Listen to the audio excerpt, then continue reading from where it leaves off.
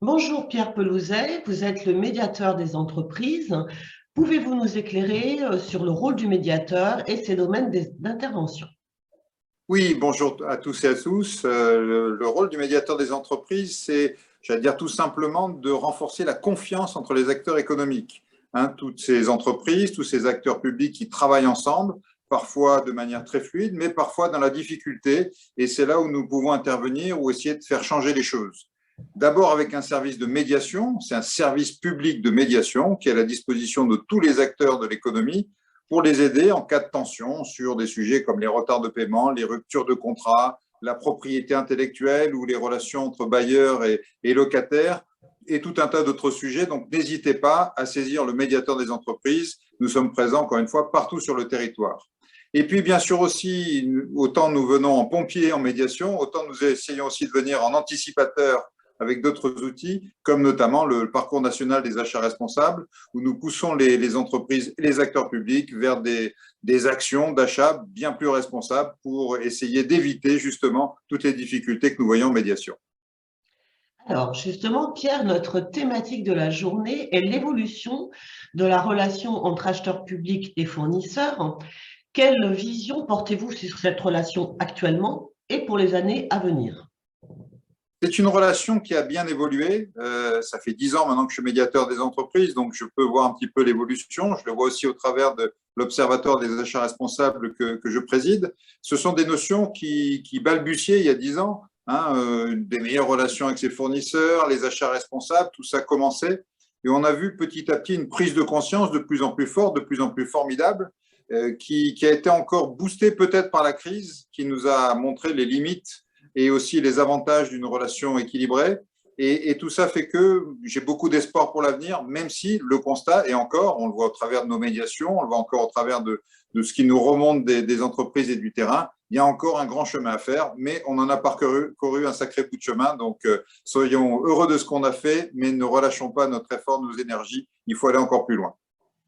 Alors justement, Pierre, à votre avis, quels sont vraiment les sujets majeurs sur lesquels les acheteurs publics et les fournisseurs doivent travailler ensemble pour passer cette période et pour mieux préparer l'avenir?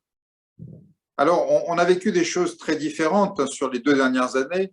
On a eu la période du confinement, du début de la crise, pendant laquelle la difficulté et l'attente, et beaucoup ont joué le jeu, beaucoup d'acteurs publics ont joué le jeu, c'était de ne pas laisser tomber les fournisseurs, même si parfois les prestations, je pense au nettoyage, au gardiennage et à tout un tas d'autres services, ne pouvaient pas être réalisées simplement parce que des locaux étaient fermés. On a vu qu'il y avait une précaution à prendre et que beaucoup ont joué le jeu, ont continué à payer leurs fournisseurs et leur ont permis, ont contribué à les aider à passer le cap. Aujourd'hui, on est sur une dynamique complètement différente, avec cette reprise économique formidable, mais à laquelle se mêlent des événements majeurs. Je pense bien entendu à la guerre en Ukraine, cet événement terrible. Je pense aussi à ce qui se passe en Chine. Je pense à tout le marché de l'énergie qui est en train d'exploser, aux matières premières dont les prix flambent.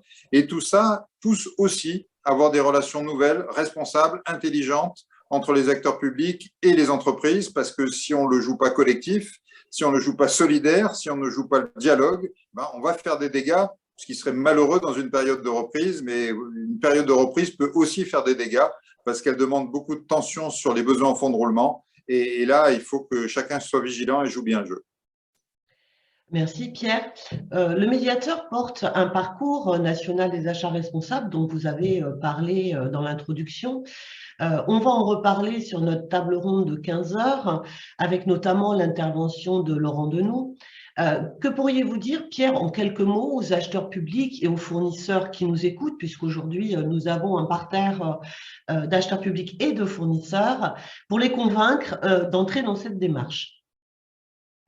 Ma conviction profonde, que je porte depuis des années, mais je crois que maintenant commence à être de plus en plus partagée, c'est que un achat qui n'est pas responsable n'est plus un achat. C'est-à-dire qu'aujourd'hui, ne pas se poser quelques questions quand on fait un achat, quelles sont les conséquences de mon achat sur l'environnement, sur la société, sur mes fournisseurs, quelles sont les conséquences de mes actions tout au long de la durée d'un contrat, mes paiements bien entendu, mais aussi toute la relation que j'ai avec mes fournisseurs ou avec mes clients. Si tout ça n'est pas pris en compte, on ne fait pas vraiment des achats, on est passé à côté de quelque chose.